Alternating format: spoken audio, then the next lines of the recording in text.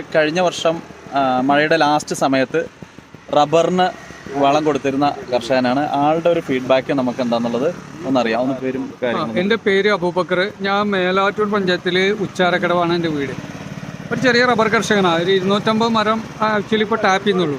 അപ്പോൾ സാധാരണ നാച്ചുറൽ വളങ്ങളെ കൊടുക്കാറുള്ളത് ഫെർട്ടിലൈസറും മറ്റൊതൊക്കെ. ഈ വർഷം കഴിഞ്ഞ വർഷം അഗ്രി ഗ്രാനുൾസ് എന്ന് പറഞ്ഞൊരു വളമാണ്, ഒരു നാനോടെക് ഓർഗാനിക് വളമാണ്.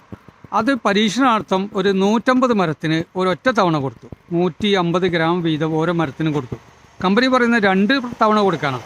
പക്ഷെ ഒരു പരീക്ഷണം ഒറ്റ തവണ കൊടുത്തുള്ളൂ. അതുകൊണ്ട് തന്നെ ഒരു അത്ഭുതകരമായ റിസൾട്ടും കിട്ടി. സാധാരണഗതിയിൽ 10 ബാരൽ പാലൊക്കെയാണ് എനിക്ക് ഔട്ട്പുട്ട് ഉണ്ടാവാറ്. ഇപ്രാവശ്യം 15 ബാരൽ പാല് കിട്ടിയെന്ന് മാത്രമല്ല, നല്ല DRC ഒക്കെ നന്നായിട്ട് കൂടി വന്നു. അപ്പം ഞാൻ ഈ വളം ഉപയോഗിക്കാൻ വേണ്ടി എല്ലാ കർഷകരെയും റെക്കമെൻഡ് ചെയ്യുന്നു, ഉപദേശിക്കുന്നു. Thank you. Okay, thank you. Welcome. Okay.